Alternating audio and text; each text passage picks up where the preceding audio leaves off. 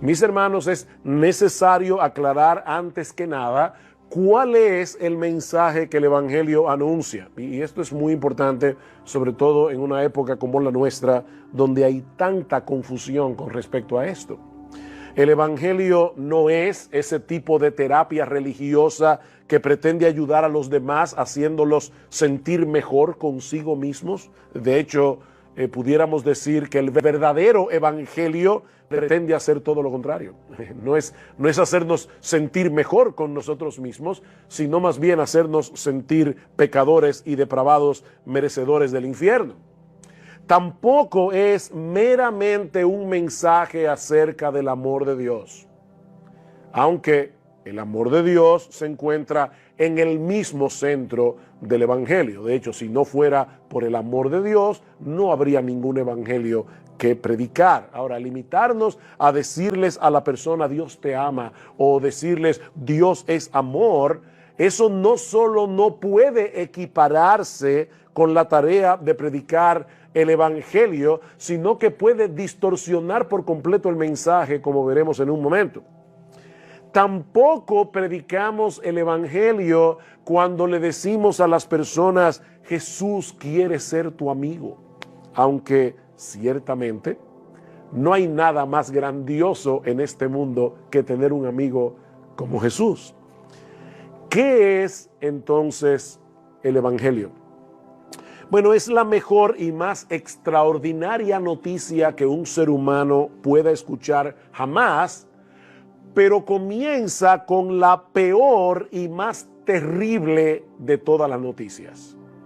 Que todos nosotros nacemos en un estado de rebeldía y de pecado que nos lleva a violar continuamente la ley de Dios desde que nacemos hasta que morimos. Y por lo tanto, nosotros todos somos merecedores de la justa, perfecta e infinita ira de Dios.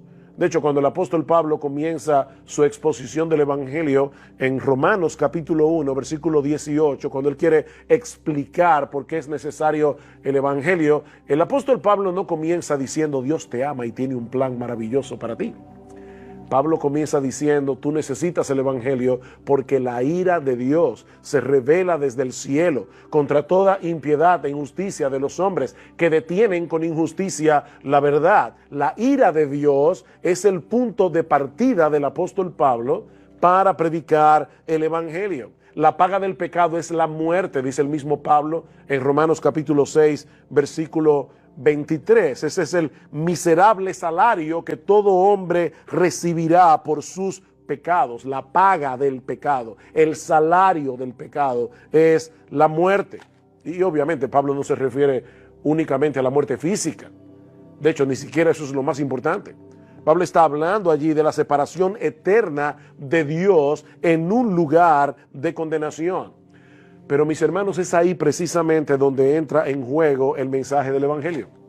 Porque ese Dios perfectamente santo, ese Dios perfectamente justo que no puede de ninguna manera pasar por alto el pecado, es también un Dios bueno y compasivo.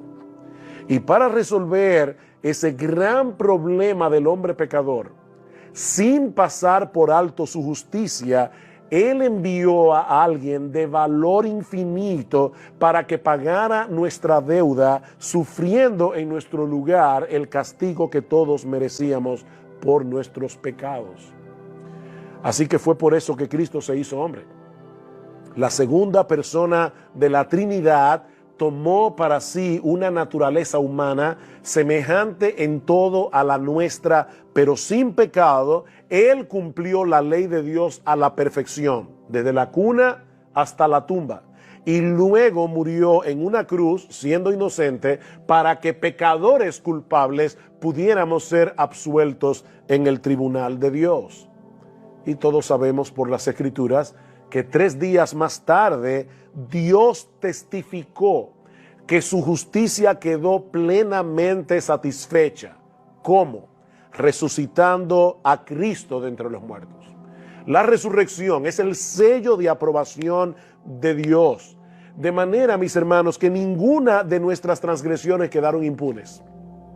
O sea, no fue que Dios proclamó una amnistía universal. No, Dios no puede hacer eso.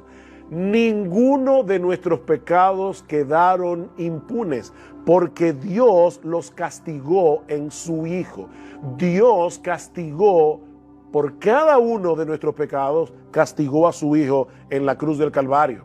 Y es sobre la base de esa obra de redención que ahora el Evangelio anuncia que hay salvación en Cristo para todo aquel que se arrepiente, para todo aquel que pone su confianza únicamente en Él. Así que ese es el mensaje que el Evangelio anuncia. Y ese es el mensaje que nosotros debemos comunicar a los pecadores para que puedan ser salvos. Así que yo espero que hasta aquí ustedes puedan ver que este mensaje del Evangelio que nosotros debemos compartir no es algo complicado en sí mismo. Algo que solamente unos cuantos privilegiados con un coeficiente intelectual muy elevado pueden entender y pueden proclamar. No, mis hermanos, lo que el Evangelio anuncia es que el justo murió por los injustos para llevarnos a Dios. Primera de Pedro, capítulo 3, versículo 18. O como dice el apóstol Pablo en el conocidísimo texto de 2 Corintios, capítulo 5, versículo 21, al que no conoció pecado, Cristo, por nosotros o a favor de nosotros, Dios a él lo hizo pecado para que nosotros fuésemos hechos justicia de Dios en él. De manera que el mensaje del Evangelio responde 4 preguntas clave. ¿Quién es Dios? Eso dice Max Stiles en su libro, así que estoy citando a Max Stiles en el libro que estamos estudiando en el 222. ¿Quién es Dios? ¿Por qué estamos en una situación tan desastrosa? ¿Qué hizo Cristo? ¿Y cómo podemos volvernos a Dios? Esas son básicamente las 4 preguntas que el Evangelio responde. De hecho, esa es la gran historia que nosotros encontramos en la Biblia. Una gran historia que podemos dividir en 4 capítulos: creación, caída, redención y restauración. La Biblia es una gran historia con 4 capítulos. Creación, Dios es el creador de todas las cosas. Caída, los hombres escogieron el pecado antes que a Dios, se rebelaron contra Dios. Redención, ¿qué hizo Dios en Cristo para resolver el problema? Restauración, ¿qué va a hacer Dios al final de los tiempos? O consumación.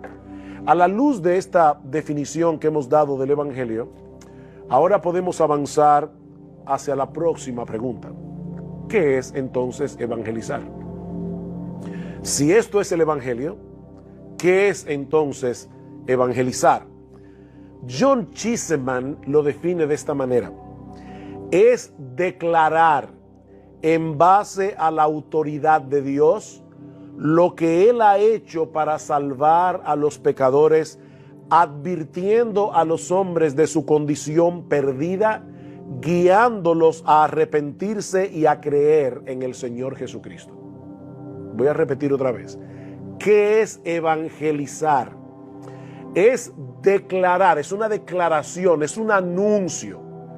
Es declarar en base a la autoridad de Dios, obviamente revelada en su palabra, lo que Él ha hecho para salvar a los pecadores, la muerte de Cristo en la cruz del Calvario, su vida perfecta, advirtiendo a los hombres de su condición perdida, porque los sanos no tienen necesidad de médico, ¿verdad?, sino los enfermos, guiándolos a arrepentirse y a creer en el Señor Jesucristo. Por eso es que es tan importante que nosotros compartamos con el pecador la ley de Dios, porque la ley de Dios es lo que Él usa para darnos convicción de pecado, y sin esa convicción de pecado, el pecador no va a entender la necesidad que él tiene de la salvación provista por Dios. Ahora, noten, mis hermanos, lo que yo acabo de decir en esta definición. Evangelizar no es lo mismo que compartir nuestro testimonio de conversión. Hay personas que creen que cuando le cuentan a otro pecador cómo fue que él se convirtió, la historia de su conversión, él está evangelizándolo.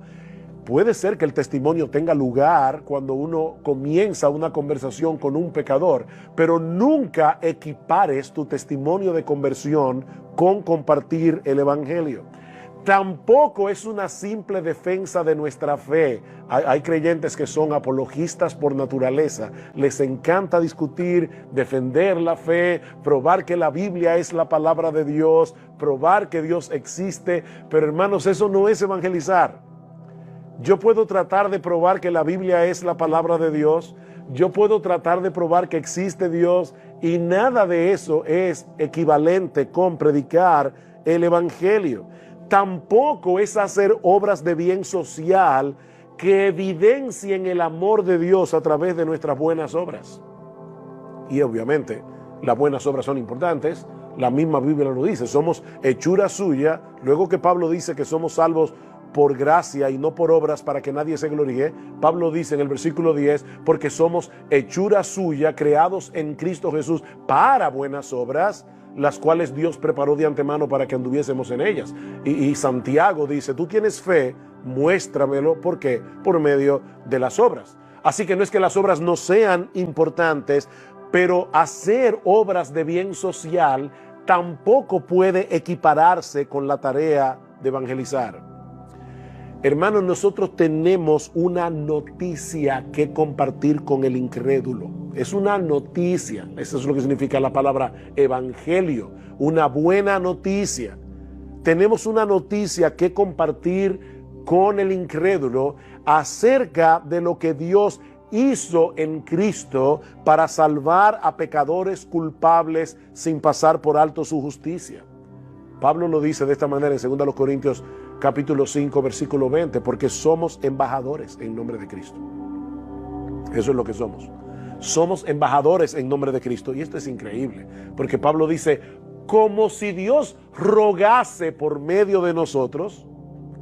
Dios está usando seres humanos como tú y como yo, para que compartamos el evangelio con otros seres humanos como tú y como yo. Os rogamos en nombre de Cristo, reconciliados con Dios. Y ahí es que Pablo añade al que no conoció pecado, por nosotros Dios a él lo hizo pecado, para que nosotros fuésemos hechos justicia de Dios en él. Así que evangelizar no es otra cosa que dar a conocer a los hombres el mensaje de reconciliación revelado en las Escrituras. Cuando ese mensaje de reconciliación no ha sido proclamado, el pecador no ha sido evangelizado. Si tú no le hablas a un pecador de la santidad de Dios, de la justicia de Dios, de su pecado, de la muerte de Cristo, del significado de esa muerte, y no lo llamas a la fe y al arrepentimiento, tú no has evangelizado a ese pecador. El hombre está en problema con Dios por causa de sus pecados, porque Dios en su justicia le dará a cada cual lo que merece, pero Él mismo proveyó el medio a través del cual su justicia quedó plenamente satisfecha y los pecadores pueden ser perdonados. La obra redentora de su propio Hijo, nuestro Señor Jesucristo, del cual nos apropiamos por medio del arrepentimiento y de la fe. Tercera pregunta. Ya hemos visto qué es el evangelio, hemos visto qué es evangelizar. Tercera pregunta. ¿Quiénes deben evangelizar? ¿Quiénes son los que tienen esa tarea?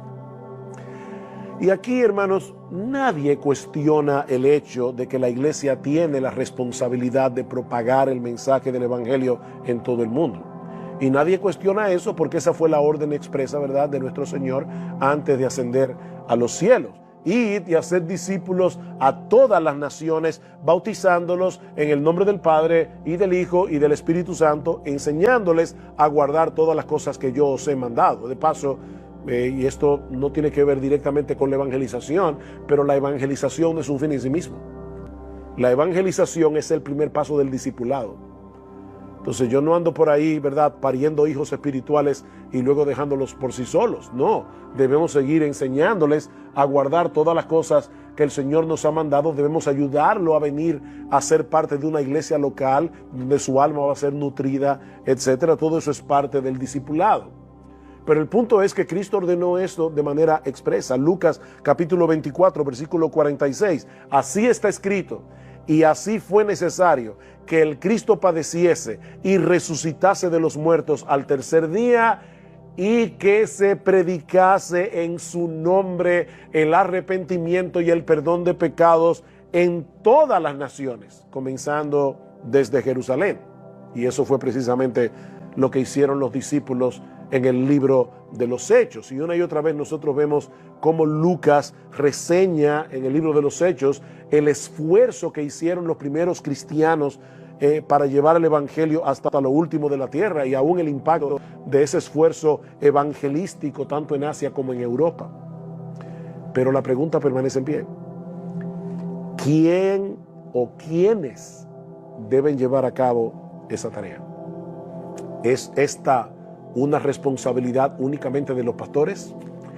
¿O es esta una responsabilidad que solo tienen aquellos hermanos y hermanas de la iglesia a quienes Dios les ha dado un don especial, el don de evangelizar, y son ellos los que tienen que hacer este trabajo?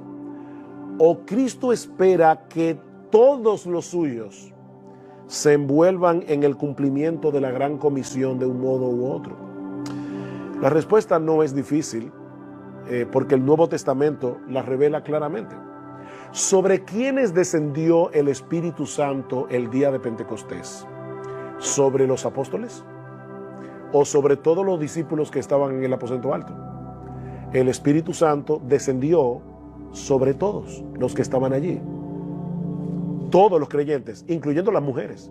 Y de hecho Pedro dice, este es el cumplimiento de lo que profetizó Joel, cuando dice: el Espíritu Santo vendrá sobre todos, sobre vuestros hijos y vuestras hijas, y todos profetizarán. Y la idea es que cuando el Espíritu Santo viene, una de las obras que hace el Espíritu Santo en aquel sobre el cual es derramado es dar a conocer la palabra.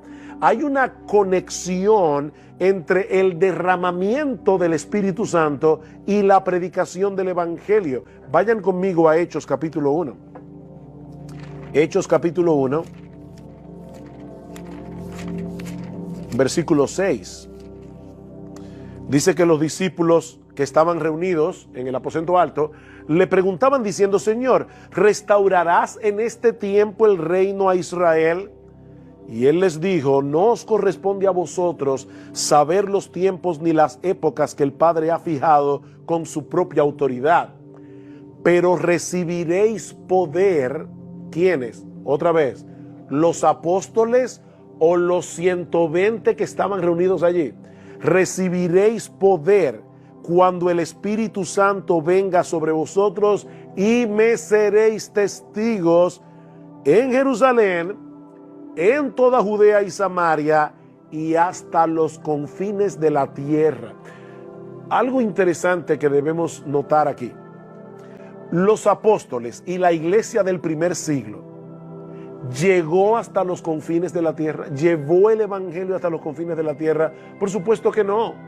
Por lo tanto, la iglesia del primer siglo no pudo cumplir a cabalidad la gran comisión, que era ir a todas las naciones. Eso quiere decir que la orden de Cristo no solamente fue a todos los cristianos del primer siglo, es a todos los cristianos de todas las épocas. Y he aquí, yo estoy con vosotros todos los días hasta el fin del mundo. Así que todos los cristianos hasta el fin del mundo tienen la responsabilidad de compartir el evangelio. Noten más adelante lo que pasa en Hechos capítulo 8. Los discípulos parece que se encontraban muy a gusto allí en Jerusalén, todos en comunión. ¿Y qué hizo Dios? Envió una persecución. Y dice en el capítulo 8 del libro de los Hechos: y Saulo estaba de completo acuerdo con ellos en su muerte, en la muerte de Esteban. En aquel día se desató una gran persecución en contra de la iglesia en Jerusalén, y todos fueron esparcidos por las regiones de Judea y de Samaria, excepto ¿quiénes? Excepto los apóstoles. Aquí vemos un detalle interesante.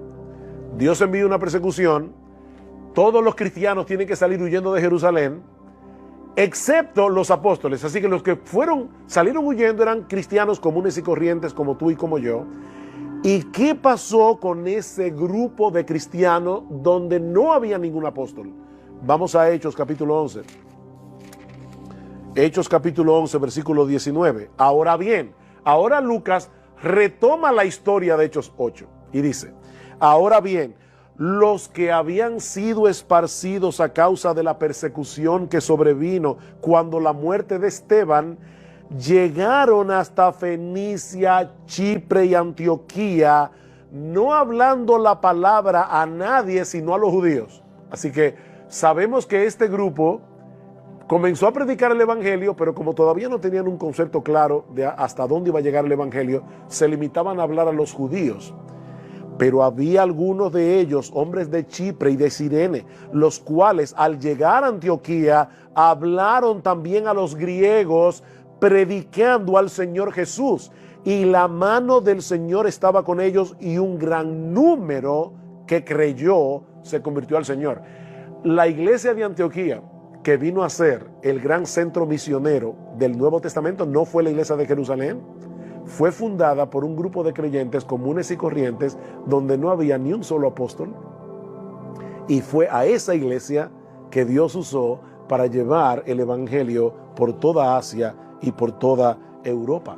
Así que, hermanos, todos tenemos la responsabilidad de compartir el mensaje del evangelio. Esa es la enseñanza explícita del Nuevo Testamento. ¿Qué dice Primera de Pedro capítulo 3? Estad siempre preparados para presentar defensa con mansedumbre y reverencia ante todo el que os demande razón de la esperanza que hay en vosotros. ¿A quiénes les dice eso el apóstol Pedro?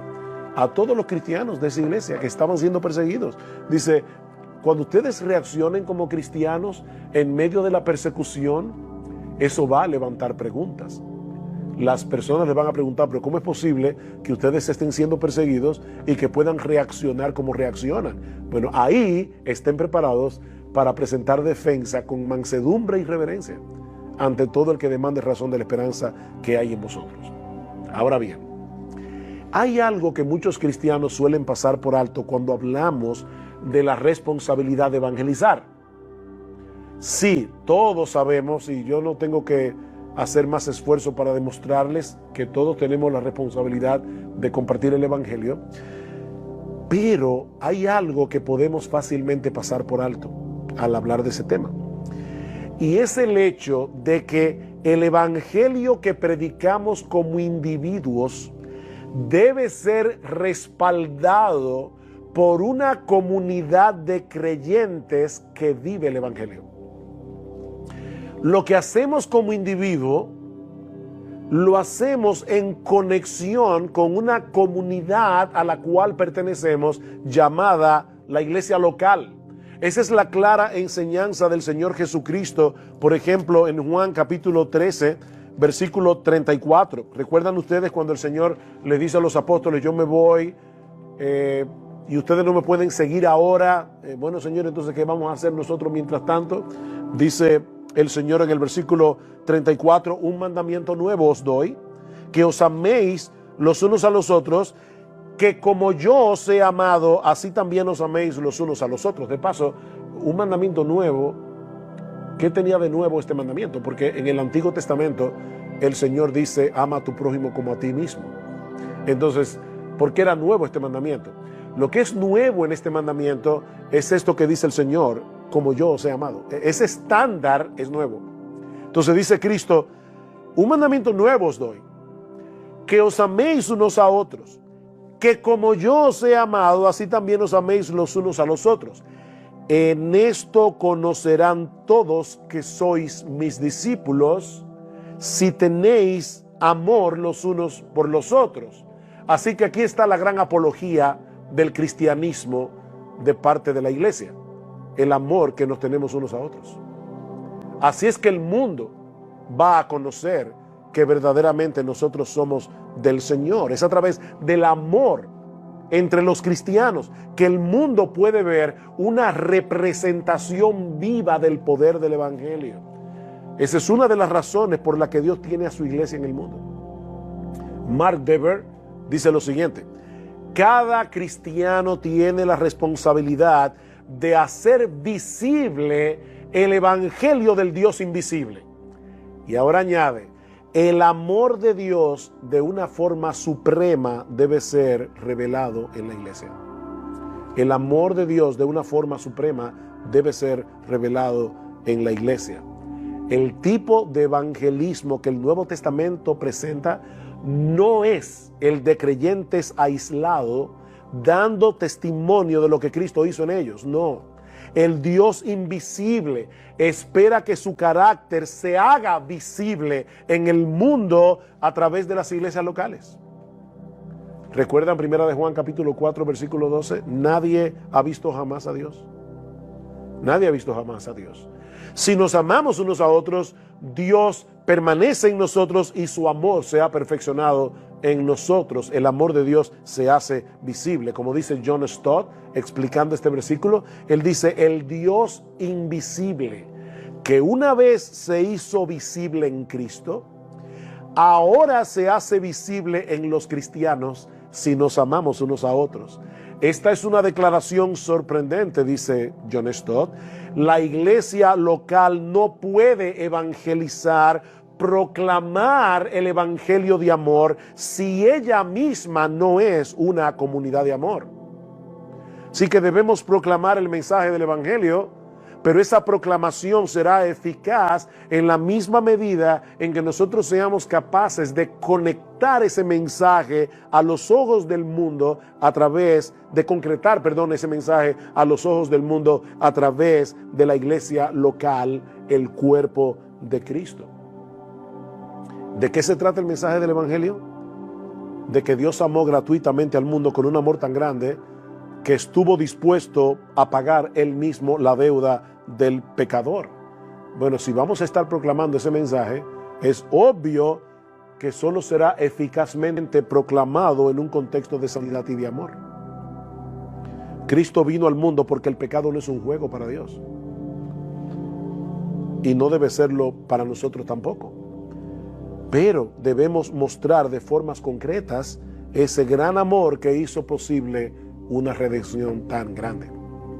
Así que hemos visto ya qué es el evangelio, hemos visto qué es evangelizar, hemos visto quiénes deben evangelizar y en qué contexto. Por eso es que Max Stiles habla de crear en la iglesia una cultura de evangelización.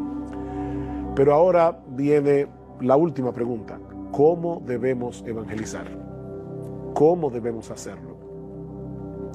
Y hay varios puntos aquí que quisiera compartir brevemente con ustedes. En primer lugar, y yo sé que esto puede sonar demasiado evidente, debemos orar. Debemos orar. Recuerden lo que hemos dicho muchas veces. Bueno, digo recuerden, no a los estudiantes del 222 que me están viendo por la internet, pero sí los miembros de nuestra iglesia me han oído decir esto más de una vez. Nosotros somos equipos de rescate que salen al mar después de un naufragio para encontrar cadáveres, pero no para darles honrosa sepultura, sino para darles vida. Y para eso, ¿quién es suficiente? Nosotros debemos orar. Algunas personas piensan que si Dios es soberano en la salvación de los pecadores, entonces no tiene caso que oremos. De hecho, si Dios es soberano en la salvación de los pecadores, en la mente de estos hermanos, de estos creyentes, tampoco tiene caso que prediquemos o no prediquemos. Si fueron elegidos, se van a salvar como quiera. No, el razonamiento bíblico es a la inversa. Precisamente porque la salvación está en las manos de Dios y no en las nuestras, nosotros debemos pedirle a Él que bendiga su palabra, trayendo a los pecadores al arrepentimiento.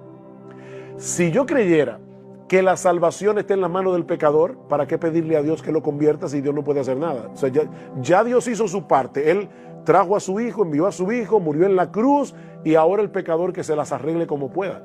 Pero eso no es lo que la Biblia enseña. Dios salva al pecador. Como dice el libro de Jonás, la salvación es de Jehová, la salvación es del Señor. Precisamente por eso yo puedo pedirle a Dios que obre en el corazón de los pecadores. Noten lo que dice Pablo en Romanos capítulo 10, versículo 1. Hermanos, el deseo de mi corazón y mi oración a Dios por ellos, refiriéndose a sus hermanos de raza, los judíos, mi oración por ellos es para su salvación. Lo sorprendente de esta declaración de Pablo es que unos versículos más atrás, en el capítulo 9, versículo 15 al 16, Pablo dice, porque él dice a Moisés, hablando de Dios, tendré misericordia del que yo tenga misericordia y tendré compasión del que yo tenga compasión, así que no depende del que quiere ni del que corre, sino de Dios que tiene misericordia. Pablo acaba de decir en los términos más claros posibles que Dios es soberano en la salvación. Sin embargo, él dice, pero yo le oro a Dios que salve a los pecadores. Porque, hermanos, Dios no solo eligió a los que se van a salvar, Dios también eligió los medios a través de los cuales serán salvados: la oración y la predicación de la palabra. La oración y la predicación de la palabra. Agradó a Dios salvar a los creyentes por la locura de la predicación. Es por eso que Pablo dice en 2 Timoteo capítulo 2 versículo 10, él dice, yo todo lo soporto por amor a los escogidos, para que ellos también obtengan la salvación que es en Cristo Jesús con gloria eterna. Pablo creía en la elección, pero dice, yo todo lo soporto en mi viaje misioneros, para que los salvos, los perdidos, puedan escuchar el evangelio, porque es a través de escuchar el evangelio que ellos serán salvos. Mis hermanos, Dios no nos pide que desentrañemos el misterio entre la soberanía de Dios y la responsabilidad humana. Él nos pide que lo obedezcamos. Entonces, Él nos dice en su palabra, yo soy el que salvo, pero ustedes son los que predican, ustedes son los que oran. Así que oren y prediquen. Debemos orar, hermanos, al predicar el evangelio, debemos hacerlo en oración. Y gracias al Señor que Él nos ha dado la capacidad de ser ¿cómo diríamos eso en español? Multifacéticos. O sea, nosotros podemos estar hablando con el pecador y al mismo tiempo diciendo, Señor, ayúdame, dame luz.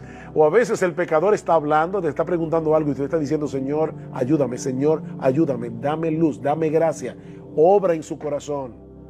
Debemos orar antes de predicar el evangelio a un inconverso, debemos orar mientras predicamos el evangelio, debemos orar después que le predicamos. Debemos evangelizar en oración. 2, otro también demasiado obvio, debemos usar la Biblia. Debemos usar la Biblia. Si bien es necesario que nosotros comuniquemos el mensaje de salvación en nuestras propias palabras, porque evangelizar no es repetir como un loro una cadena de versículos bíblicos, y hay personas que hacen eso. Eso no es evangelizar. Nosotros debemos decir al pecador, ¿verdad?, de nuestras propias palabras, cuál es su condición, qué fue lo que hizo Dios. Nunca olvidemos que la palabra de Dios es viva y eficaz. La palabra de Dios es viva y eficaz y más cortante que toda espada de 2 filos y penetra hasta partir el alma y el espíritu, las coyunturas y los tuétanos, y discierne los pensamientos y las intenciones del corazón. Hebreos 4:12. Dios ha prometido usar su propia palabra para producir lo que Él quiere en el corazón de los hombres. Isaías 55, su palabra no volverá vacía.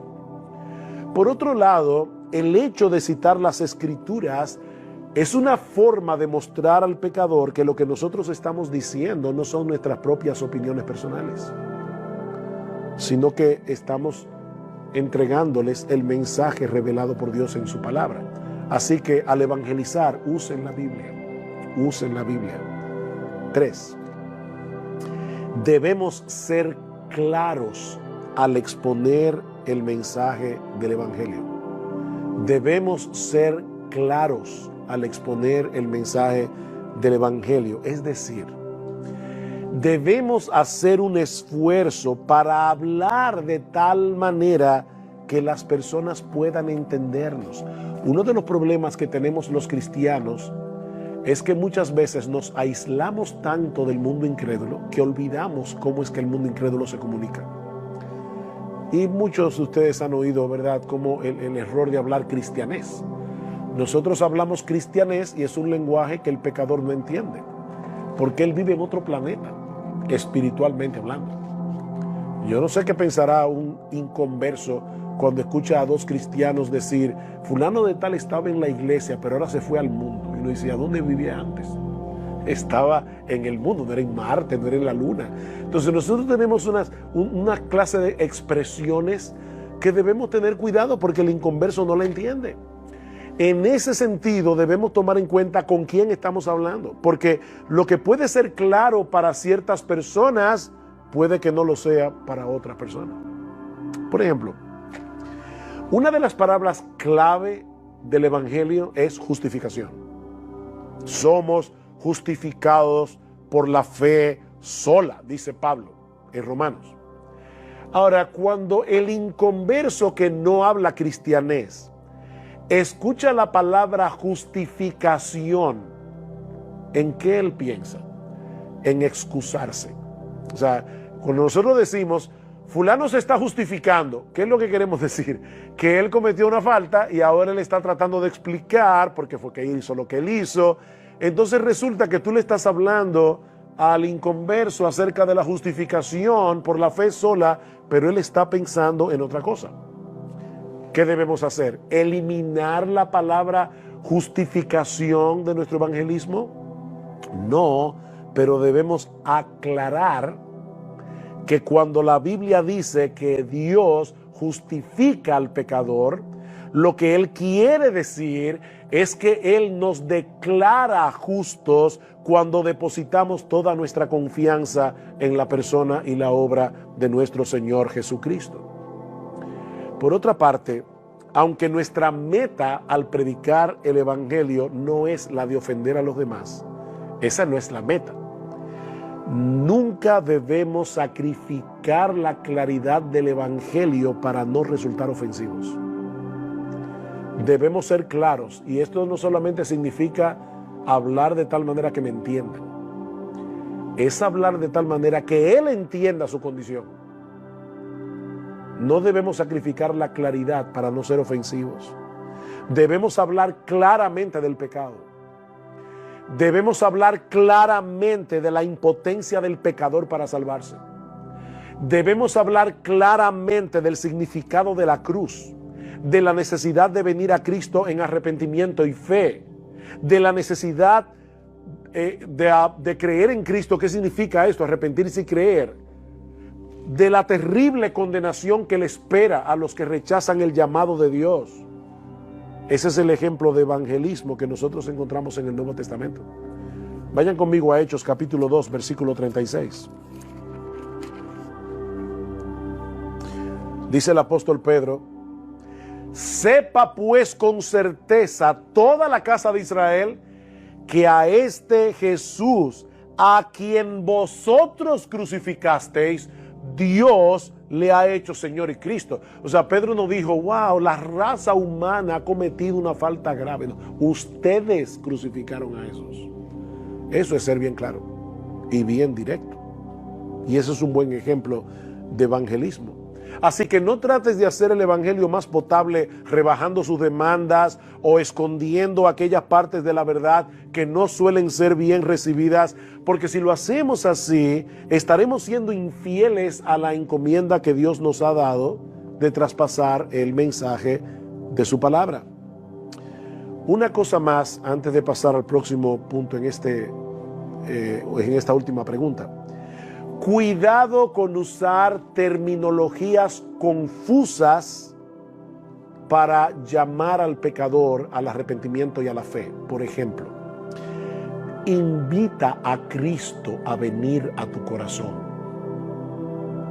Pregunta, ¿y dónde aparece esa frase en el Nuevo Testamento? En ninguna parte. ¿Qué significa invitar a Cristo a venir al corazón?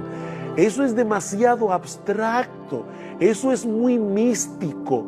La Biblia dice claramente, arrepiéntete y cree. Ese es el llamado del Evangelio. Es un llamado muy concreto. La Biblia nunca nos llama a invitar a Jesús a venir al corazón, y mucho menos a hacer la famosa oración del pecador. No hay ninguna oración del pecador en el Nuevo Testamento. Explica lo que Dios hizo para salvar a los pecadores explícales por qué necesitan ser salvados y después dile que se arrepientan de su pecado y que crean en el Señor Jesucristo. Ese es el llamado de la Biblia. Nadie puede abrazar a Cristo como Señor y Salvador a menos que crea y se arrepienta. Hechos capítulo 16, versículo 31. El carcelero de Filipos: Señores, ¿qué debo hacer para ser salvo? Ven y haz con nosotros la oración del pecador. No, cree en el Señor Jesucristo. Más adelante en Atenas, ¿qué dice Pablo a los atenienses? Dios ha mandado a todos los hombres en todo lugar que se arrepientan. Romanos capítulo 1, versículo 16. Porque no me avergüenzo del evangelio, porque es poder de Dios para salvación a todo aquel que cree, al judío primeramente y también al griego. Porque en el evangelio la justicia de Dios se revela por fe y para fe, como está escrito: mas el justo por la fe vivirá. Es un llamado a arrepentirse, es un llamado a creer. Y el mismo Señor Jesucristo nos dejó ese ejemplo. Dice en Marcos capítulo 1, versículos 14 y 15, que cuando el Señor comenzó su ministerio en Galilea, decía: el reino de Dios se ha acercado, arrepentíos y creed en el evangelio. Cristo nunca llamó a nadie, ni siquiera a él mismo que estaba allí, nunca le dijo a nadie: invítame a entrar en tu corazón. No, cree y arrepiéntete. Cuarto, en cuanto a cómo hacerlo, debemos provocar que las personas reflexionen sobre lo que estamos diciendo. Debemos provocar un diálogo. Obviamente yo estoy dando aquí una clase y lamentablemente no puedo recibir retroalimentación de parte de ustedes. No es la forma como a mí me gusta dar la clase, pero es el formato que tenemos en este curso. Pero cuando tú hablas con un pecador, no te pases una hora telele. Tú estás conversando con él. Hazle preguntas. Provoca reflexiones. Eso es algo que el Señor hacía cuando trataba con las personas, moverlos a reflexionar. Por ejemplo, Mateo capítulo 21. Mateo capítulo 21, versículo 32 en adelante, el Señor dice aquí: escuchad esta parábola, dice en el versículo 33. Había una vez un hacendado que plantó una viña, la cercó con un muro. Ustedes conocen la historia y dice después al final de la historia: cuando venga pues el dueño de la viña, ¿qué hará a esos labradores?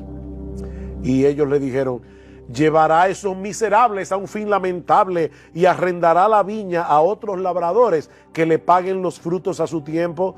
Jesús le dijo: ¿nunca leísteis en las Escrituras: la piedra que desecharon los constructores esa en piedra angular se ha convertido? Y luego les dice cómo el Señor va a quitar el reino a los judíos para dárselo a los gentiles. Pero ¿qué es lo que hace el Señor? Provocarlos a reflexionar. Más adelante en el versículo 45 dice: al oír sus palabras, los principales sacerdotes y los fariseos comprendieron que hablaba de ellos. O sea, esta historia no quedó en el vacío. Ellos entendieron que la espada se le estaban clavando a ellos mismos en el corazón. Hermanos, recuerden que la mayoría de las personas escucha el evangelio a la defensiva. La mayoría de las personas. Porque no quieren admitir que ellos están mal. El hecho de hacerlos reflexionar es una forma de despertar sus conciencias. Y probablemente el mejor ejemplo bíblico que nosotros tenemos en la historia de las Escrituras es Natán con David. Cuando Natán llega donde David y le dice: déjame contarte una historia. Mira, había un hombre rico que tenía muchísimas ovejas y tú no sabes lo que hizo. Hoy le fue y le quitó a la pobre ovejita que tenía un hombre que no tenía nada más que esa ovejita y se había encariñado con ella para hacer una fiesta con los amigos.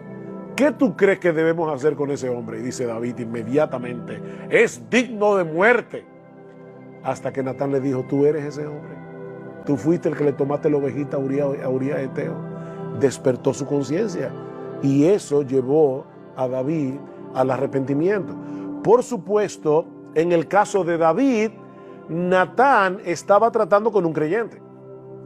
Pero no debemos olvidar que todos los seres humanos traen consigo de fábrica una conciencia. que les dice que lo malo debe ser castigado y que lo bueno debe ser recompensado. Así que nosotros contamos con un aliado en el corazón de los pecadores cuando compartimos con ellos el mensaje del Evangelio. Eso es algo que está entrelazado en lo más profundo de sus personalidades como seres creados a la imagen de Dios.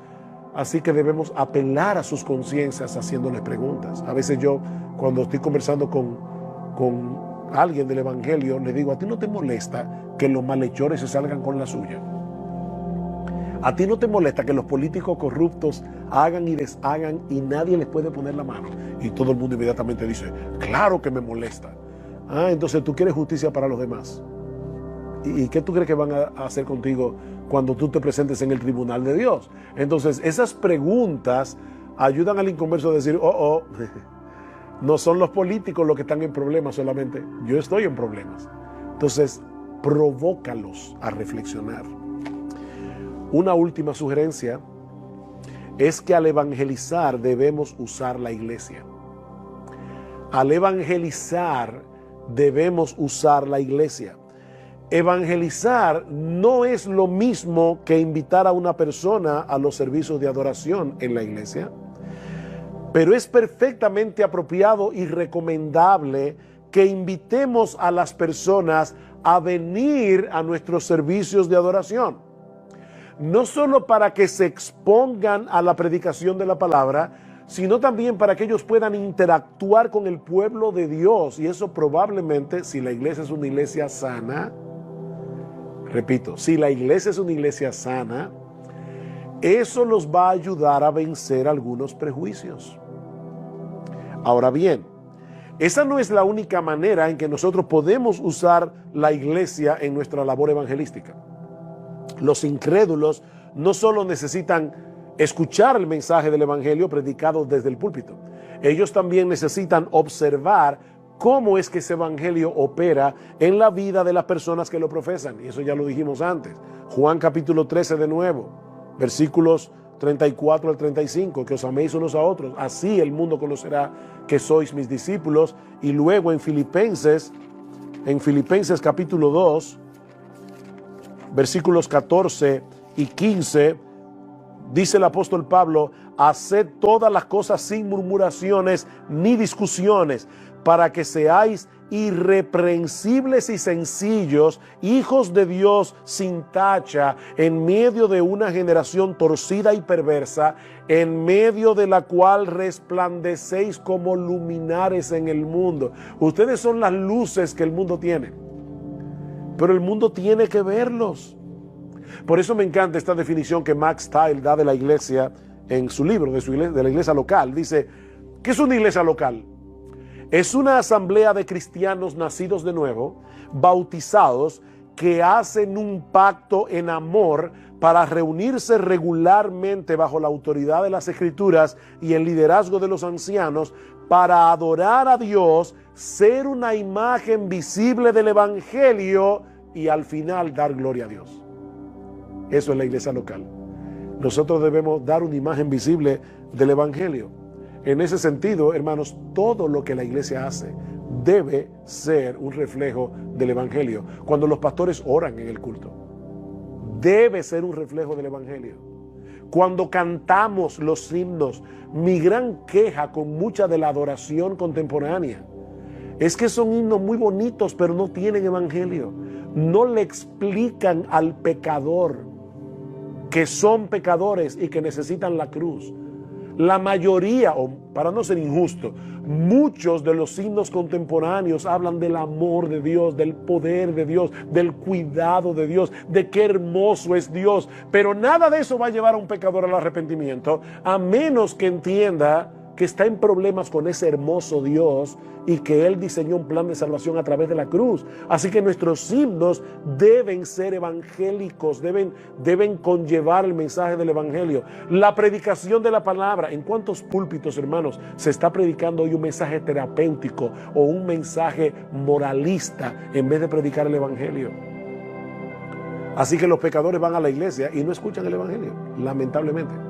Lo que estamos diciendo es: trae al pecador a la iglesia para que él oiga el evangelio cuando oramos, para que Él oiga el Evangelio cuando cantamos, para que Él oiga el Evangelio cuando predicamos, para que Él vea el Evangelio cuando celebramos la Santa Cena, para que Él vea el Evangelio a través del bautismo. Es que todo debe ser un reflejo del Evangelio. Pero el papel de la iglesia en el evangelismo no se limita a lo que sucede los domingos en el servicio de adoración. Mark Dever dice: sí, tú debes invitar a las personas a los servicios en la iglesia y a los eventos evangelísticos especiales, pero debes considerar también traerlos a tu propia vida y a las interacciones de relaciones que existen en tu congregación. Invítalos a tu vida, no solamente a la iglesia. Hermanos, ese es el gran reto de los cristianos: ser distintos sin aislarnos. Ser distintos sin aislarnos. De Cristo se dice en la Escritura que era amigo de pecadores. Mateo capítulo 11, versículos 16 al 19. Él era amigo de pecadores. Sin embargo, en Hebreos capítulo 7, versículo 26, dice que era separado de los pecadores. Por fin, ¿Cristo era amigo de los pecadores o era separado de los pecadores? Sí. Las dos cosas. Ambas cosas eran verdad con respecto a Cristo y debe serlo con respecto a nosotros. Yo creo que el punto está en entender que nosotros no vivimos para nosotros mismos. Porque no vivimos para nosotros mismos es que somos distintos. Pero esa es la misma razón por la que no debemos aislarnos. Estoy leyendo un libro escrito por una hermana que antes fue lesbiana y que fue activista feminista, profesora de literatura inglesa en la Universidad Rosaria Butterfield, y ella nos cuenta cómo ella conoció al Señor, una persona súper intelectual, y sin embargo ella nos cuenta cómo en una ocasión ella escribió un artículo en el periódico de su ciudad en contra de los cristianos. La respuesta que recibió lamentablemente de los cristianos fue increíblemente airada, diciéndole que ellos van a estar contentos cuando la vean ardiéndose en el infierno. Hasta que un pastor le escribió una carta muy razonable y muy amorosa. Y dice ella: esa fue la única carta que yo respondí. Ese pastor la invitó a su casa a cenar junto con su esposa. Y dice, ellos se hicieron mis amigos. Y no solamente se hicieron mis amigos, dice ella, se hicieron amigos de mis amigos. Que ya ustedes se pueden imaginar con qué grupo ella se desenvolvía. Ella vivía con su pareja.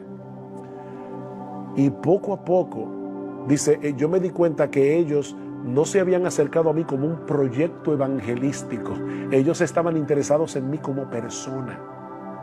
Y la ganaron para el Señor. Y ahora Rosaria Butterfield es la esposa de un pastor que está escribiendo libros para ganar a otros para Cristo dentro de su comunidad LGBT, de su antigua comunidad LGBT. Entonces, hermanos, nosotros somos sal y luz del mundo, y eso no se puede hacer por control remoto. Nosotros tenemos que estar cerca del pecador. Hay un mundo allá afuera urgentemente necesitado del mensaje de salvación que el Evangelio anuncia, y nosotros tenemos la responsabilidad de dar de gracia lo que de gracia hemos recibido. Es por eso que es tan importante crear una cultura de evangelismo en la iglesia, como Max Stiles demuestra en su libro. El evangelismo no es un programa. Las personas dicen, entonces, ¿cuál es el programa que esta iglesia tiene para evangelizar? No, esta iglesia no tiene ningún programa para evangelizar. Esto no es un asunto de programa, es un estilo de vida. Es un estilo de vida que un grupo de creyentes que ama a Cristo y ama a los perdidos está dispuesto a asumir, saliendo de su zona de comodidad para alcanzar a los perdidos con el Evangelio. Es de eso que se trata todo esto. Nuestra responsabilidad no es convertir a los pecadores, gracias al Señor. Esa no es nuestra responsabilidad. Eso solo puede hacerlo Dios. Pero Él nos ha dado el privilegio de ser embajadores para rogar en su nombre a los pecadores que se vuelvan a Él. Y ahora escuchen la parte más impresionante de esto. Cuando nosotros nos envolvemos en el evangelismo personal, no solo pecadores pueden ser salvados y traídos de la muerte a la vida, sino que también nosotros mismos recibiremos el beneficio de un mayor entendimiento de las riquezas que tenemos en Cristo. Cuando tú predicas el Evangelio, tú afianzas el Evangelio en tu propio corazón. Por eso quiero concluir la clase con esta cita de Max Style que me impactó profundamente cuando la leí. La evangelización es más grande de lo que podemos ver.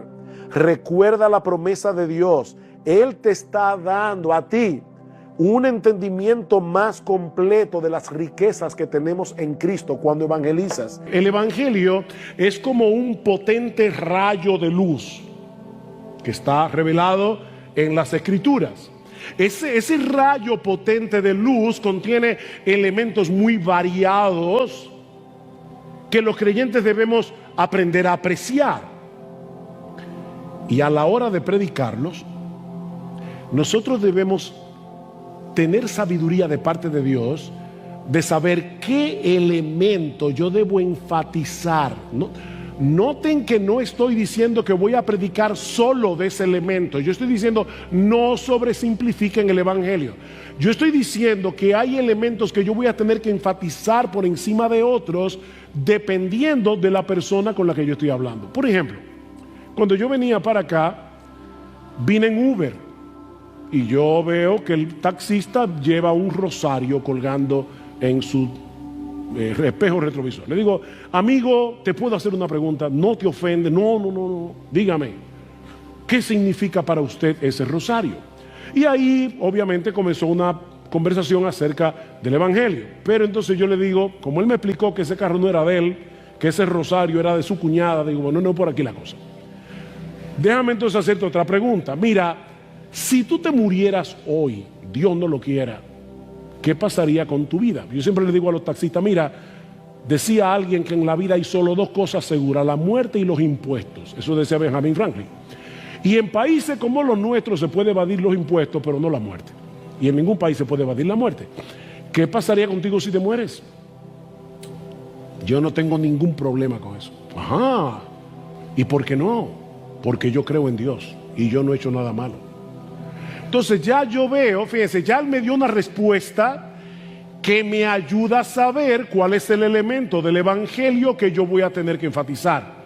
¿Ven? No es lo mismo, como yo les decía anoche, que estoy tratando con un individuo que está aplastado por el peso de la culpa, que está aplastado por el peso de su pecado, que no puede creer en el amor de Dios. Para él, entonces yo voy a tener que enfatizar otro aspecto del evangelio. Alguien tomaba este rayo potente del evangelio y lo dividía en algunos elementos, y no son todos, yo solamente voy a citar algunos. Por ejemplo, el evangelio nos muestra que el hombre es pecador. Yo le decía, mira mi amigo, el evangelio es una buena noticia que comienza con una mala, y sin la mala noticia la buena no tiene sentido. El hombre es pecador, pero Dios resolvió ese problema a través de la muerte de Cristo en la cruz. Él pagó nuestra deuda. Todos nosotros tenemos que presentarnos ante el tribunal de Dios, pero ya Cristo pagó nuestra deuda en su tribunal. 2, el evangelio nos muestra que la resurrección de Cristo es la victoria final sobre la muerte y el pecado. Ustedes saben cuántas personas viven deprimidas porque piensan en la muerte y eso los aplasta. Entonces yo tengo que enfatizar la victoria que Cristo tuvo sobre la muerte y que nos hace a nosotros por la fe partícipes de esa victoria. Ese es otro elemento del evangelio. El evangelio nos muestra que la obra de Cristo en la cruz resuelve los problemas más profundos de una humanidad caída que está cosechando con creces los resultados de su extravío. Hay inconversos que ven claramente que el mundo está mal, pero no saben cómo resolverlo. Ellos también tienen anhelo de justicia. Ellos también quisieran que las cosas fueran diferentes, pero no saben dónde está la solución. El evangelio, por supuesto, nos muestra en la obra de Cristo en la cruz el sorprendente amor de Dios por un mundo que lo aborrece. Ustedes saben cuántas personas en el mundo se sienten solas, que nadie los ama, que nadie se preocupa por ellos. Por supuesto, eso no quiere decir que ahora yo voy a venir a una de estas personas y le voy a decir, Dios te ama y tiene un plan maravilloso para ti. No, el evangelio es más que eso, pero ya yo sé que yo voy a tener que poner delante, muy delante, el amor de Dios que proveyó tal salvación en Cristo, porque esa persona necesita oír eso. Podemos decir muchas otras cosas, pero yo creo que estas son suficientes para darnos una idea de algunos de los elementos contenidos en el potente rayo de luz del Evangelio. Así que, jóvenes, nosotros debemos tratar de adquirir un entendimiento cada vez mejor del Evangelio, cada vez mejor de los componentes del Evangelio, como también debemos tratar de entender la audiencia a la que le estamos predicando el Evangelio, para usar incluso un lenguaje o un argumento que sea apropiado para la audiencia. Déjenme darles 3 ejemplos sencillos, sacados de la misma Biblia. ¿Ustedes recuerdan cuando el Señor Jesucristo se enfrentó con los saduceos en Lucas capítulo 20? ¿Recuerdan eso? Que ellos le contaron una historia, porque como ellos no creían en la resurrección, ellos le dicen: mira, Señor, nosotros conocemos a una mujer que se casó con un hombre y murió, y ella se casó con el hermano, porque había una ley, el levirato, y murió, y se casó con el otro hermano y murió. La mujer tenía una suerte increíble, y así murieron los 7 hermanos. Y como ellos no creían en la resurrección, le preguntaron a Cristo: cuando resuciten y estén en el cielo, ¿de cuál de los 7 ella va a ser esposa? Oye, parece un problema serio. Entonces el Señor Jesucristo les dice: ustedes yerran ignorando las Escrituras y el poder de Dios. Déjenme hacerles una pregunta.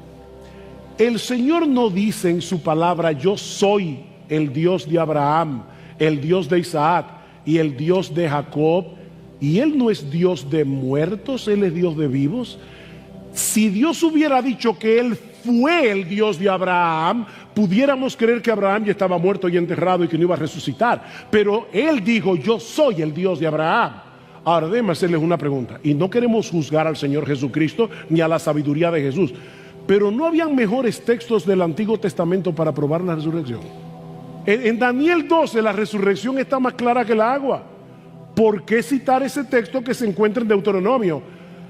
Por una razón muy sencilla: los saduceos no creían en todo el Antiguo Testamento. Los saduceos solo creían en los primeros 5 libros de Moisés. Si Cristo hubiera citado a Daniel, ese libro no era una autoridad para ellos, pero como Jesús sabía la audiencia a la que Él estaba predicando, citó el libro de Deuteronomio, que ellos sí aceptaban como inspirados. ¿Ven cuál es el punto? O pensemos por un momento en Pedro en Hechos capítulo 2, el día de Pentecostés. ¿A quién le estaba predicando Pedro el Evangelio? Eran judíos, así que Pedro está predicando el Evangelio a una audiencia en particular, y por eso Pedro usa palabras muy particulares, porque él conocía muy bien el trasfondo cultural de las personas a las que él estaba predicando. Por ejemplo, ustedes nunca se han dado cuenta, yo no me había dado cuenta hasta hace poco, que nunca escribiendo una carta a judíos o hablándole a una audiencia judía, los autores del Nuevo Testamento usan la palabra adopción, una palabra tan importante en el Evangelio, pero nunca la usan. ¿Saben por qué? Porque la adopción era completamente impracticada entre los judíos. Ellos creían en la redención, pero no en la adopción. La adopción es un concepto completamente greco-romano, y por eso Pablo lo usa en una audiencia greco-romana, en su carta a los romanos, en su carta a los griegos, pero no hablándole a judíos. O sea que uno tiene que saber con quién yo estoy hablando. ¿Qué hace Pedro en Hechos capítulo 2? Bueno, lo primero que hace es una apología de lo que está sucediendo allí. El Espíritu Santo desciende del cielo, los que estaban allí comenzaron a hablar en lenguas. ¿Y cuál fue la acusación? Están borrachos. Y Pedro dice: no, son las 9 de la mañana, ¿cómo van a estar borrachos a esta hora? Si fuera ahora tal vez sí, pero no en aquella época. Esto es lo que dijo el profeta Joel. ¿Y por qué Pedro cita al profeta Joel? Bueno, porque eran judíos, porque ellos creían en el Antiguo Testamento, ellos aceptaban esas escrituras como una autoridad. Y entonces, a través de esas escrituras, Pedro les va diciendo cómo Jesucristo cumplió las expectativas mesiánicas que habían sido anunciadas en el Antiguo Testamento y cómo ellos mataron al Señor, a Cristo, a Jesús, a quien Dios ha hecho Señor y Cristo. Bien, hasta ahí es apologética, pura apologética. Pedro está defendiendo su argumento. Pero para llevarlos ¿a dónde? Para llevarlos en los versículos 37 al 40 a un llamado evangelístico: arrepentíos y creed en el evangelio. Sepa pues ciertísimamente que toda la casa de Israel que a este Jesús, a quien vosotros crucificasteis, Dios le ha hecho Señor, un término que el judío entendía perfectamente, Adonai, Jehová del Antiguo Testamento, y Cristo, Mesías, Él es el Salvador prometido en el huerto del Edén. Y ahí entonces Pedro los llama al arrepentimiento. En otras palabras, Él no se limitó a darles la historia de la muerte de Cristo, la historia de la semana de la pasión. Él les dio el significado de esa historia.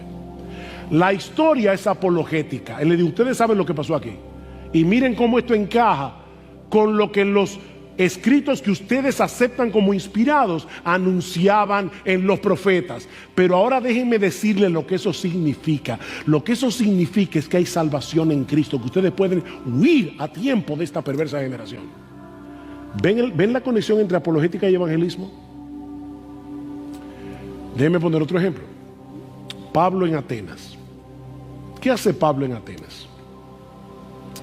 Bueno, ahora tenemos a Pablo con una audiencia completamente diferente.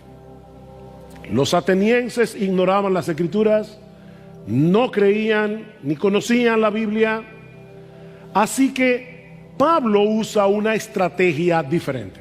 Y de paso, la estrategia de Pablo es bíblica y lo voy a demostrar ahora. Pablo comienza presentando a Dios como el creador, el Dios que hizo los cielos y la tierra, pero en vez de usar el libro de la Biblia, ¿qué libro usa Pablo? El libro de la naturaleza.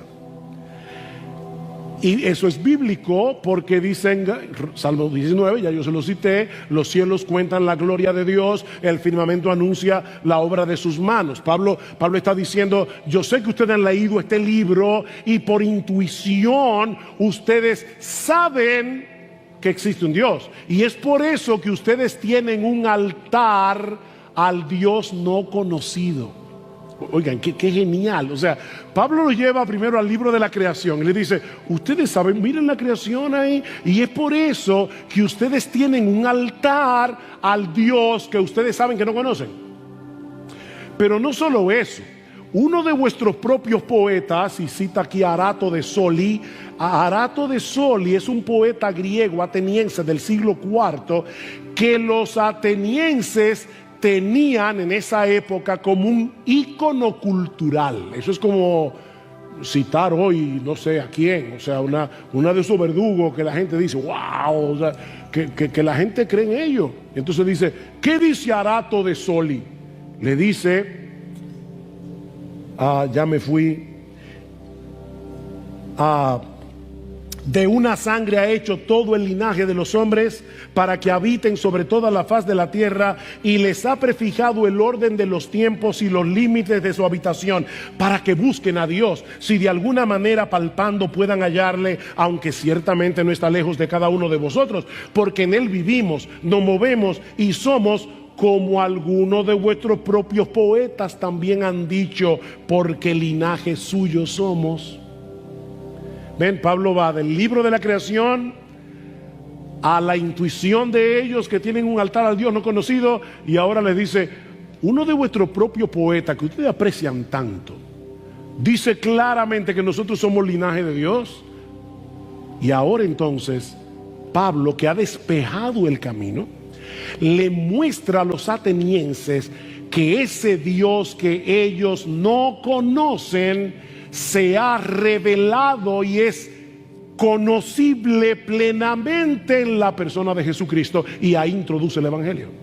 ¿Cómo termina Pablo su discurso en Atenas? Siendo pues linaje de Dios, no debemos pensar que la divinidad sea semejante a oro o plata o piedra, escultura de arte y de imaginación de hombres, pero Dios, habiendo pasado por alto los tiempos de esta ignorancia, ahora manda a todos los hombres en todo lugar que se arrepientan, por cuanto ha establecido un día en el cual juzgará al mundo con justicia por aquel varón a quien designó, dando fe a todos con haberle levantado de los muertos. Ese es el mismo mensaje de Pedro en Pentecostés, pero envuelto de otra forma. Pablo está tomando en cuenta la audiencia. Jóvenes, debemos entender el Evangelio, debemos entender la audiencia a la que le estamos predicando para saber cuáles son los aspectos del Evangelio que debemos enfatizar, cómo debemos presentarlo. En ese sentido, C.S. Lewis es un tremendo ejemplo de apologética. Alguien decía que Lewis no siempre usó el mismo formato en la defensa de la fe. Él usaba estrategias distintas en sus escritos, sabiendo de antemano que no todos funcionaban de la misma manera con el mismo público. Por ejemplo, Mero Cristianismo, o el libro Milagros, muy bueno por cierto, excelente libro. En esos dos libros Lewis apela a la razón, al entendimiento. Pero hay otro libro de Lewis que también lo recomiendo, se llama Sorprendido por la Alegría. Es donde Lewis narra cómo fue su conversión. Y ahí lo que hace Lewis es demostrar que la fe cristiana es la respuesta a los anhelos más profundos del hombre. Es otra estrategia completamente diferente. Y en las Crónicas de Narnia apela a la imaginación como la puerta de entrada para llevar el Evangelio. Entonces fíjense cómo el mismo apologista está usando tres estrategias diferentes, porque él está teniendo como meta públicos distintos que piensan de maneras diferentes. Hay personas que funcionan mejor con la imaginación, hay personas que funcionan mejor con argumentos racionales, hay personas que funcionan mejor mostrándoles cómo el cristianismo apela y responde a los problemas más profundos del ser humano. La apologética nos ayuda a construir puentes con nuestra cultura, preparando el camino para la proclamación del Evangelio. Pero no son los argumentos los que Dios va a usar para traer al pecador de la muerte a la vida. Es el mensaje de Cristo y este crucificado. Ni tú ni yo tenemos el poder de convertir a nadie por medio de una buena argumentación. Pero Dios ha prometido usar a creyentes como tú, como yo, comunes y corrientes, para llevar el Evangelio, defender la fe y predicar el Evangelio. Y el Espíritu Santo, que es todopoderoso, usará esa presentación de hombres débiles como tú y como yo y la aplicará con poder en el corazón de los hombres para abrir los ojos de los ciegos, para darle vida a los muertos y traerlos con cuerdas de amor al Señor Jesucristo.